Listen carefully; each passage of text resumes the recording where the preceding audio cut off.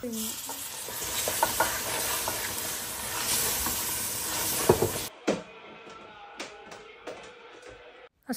আলাইকুম, welcome to পরিব্লগস UK. কেমন আছেন আপনারা সবাই? নিশ্চয়ই আল্লাহর রহমতে সবাই ভালো আছেন। আলহামদুলিল্লাহ, আমরা ভালো আছি। আজকে অনেকদিন পর একটা জিনিস বানাচ্ছি, ভাবলাম আপনাদের সাথে শেয়ার করি। তুষার সিন্নি আমাদের সিলেটের ঐতিহ্যবাহী এটা সিন্নি বলা যায়।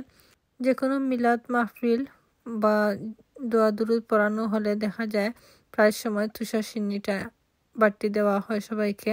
প্রথমে একটা পাতিলে আমি 4 কাপের মতো পানি নিয়েছি চিনি শিরাটা তৈরি করার জন্য।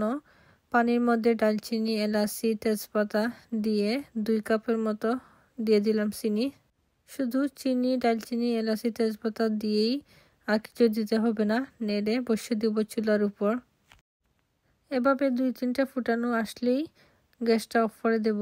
আর পানি থেকে সুন্দর একটা গরম মশলার ঘ্রাণ বের হবে।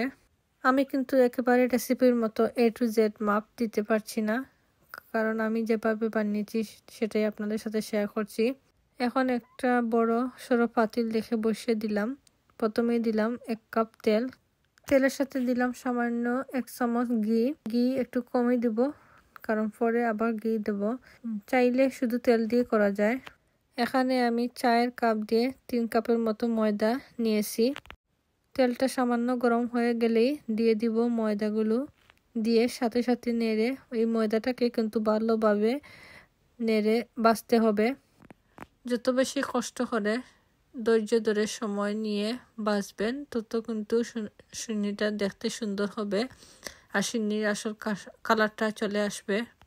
ভাজতে ভাজতে দেখবেন ময়দার কালারটা চেঞ্জ হয়ে গেছে, গোল্ডেন গাঢ় বাদামি রঙের মতো দেখা যাবে। তখনই বুঝতে হবে ভাজা হয়ে গেছে।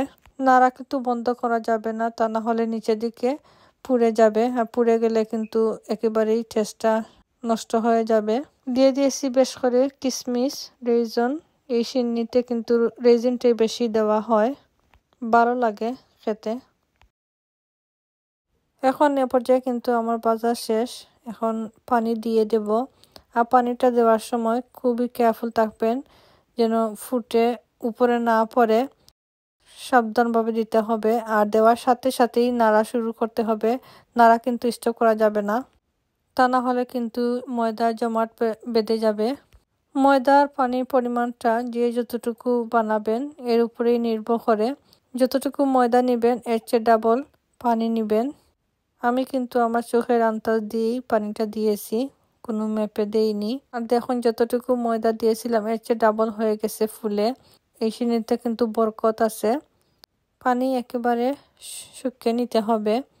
ময়দা যেহেতু পানি বেশি খেয়ে ফেলে, সাথে সাথেই বেশি সময় লাগে না। তো একেবারে শেষেই আমি আরও 1 চামচ ঘি আর সামান্য রোজ ওয়াটার দিয়ে দিলাম। খুব সুন্দর একটা কালার হয়েছে। আর এভাবে নেড়ে ভালোভাবে মিক্স করে, কোনো পানি নেই, শুকিয়ে গেছে। আর আমার সিন্নিটাও তৈরি হয়ে গেছে। এটা বানানোর টিপসটা জানা থাকলে কিন্তু একেবারেই সহজ, বেশি কঠিন না। আর আমার বাচ্চারাও এটা কিন্তু খেতে অনেক পছন্দ করে। যতবারই আমি এই সিন্নিটা বানাই, এভাবে ছোট ছোট করে বল বানানো কখনো ভুলি না। মনে পড়ে যায় ছোটবেলার কথা। সবসময় দেখতাম এই সিন্নি বানানোর সাথে সাথে এভাবে বল বানিয়ে সবাইকে দেওয়া হতো খাওয়ার জন্য। তো আমিও বানিয়েছি, এখন আমরা খেয়ে টেস্ট করব। সিন্নিটা কিন্তু অনেক মজা হয়েছিল, একদম পারফেক্ট সফট, আর মিষ্টিটাও পরিমাণ মতো ছিল। যদি কারো ইচ্ছে করে খেতে আর বানাতে মনে হয় কষ্ট, বানিয়ে দেখবেন, একদমই সহজ। তো আজকে ভিডিও এতটুকু। সবাই ভালো থাকবেন। আসসালামু আলাইকুম, আল্লাহ হাফিজ, জাযাকাল্লাহ খাইর।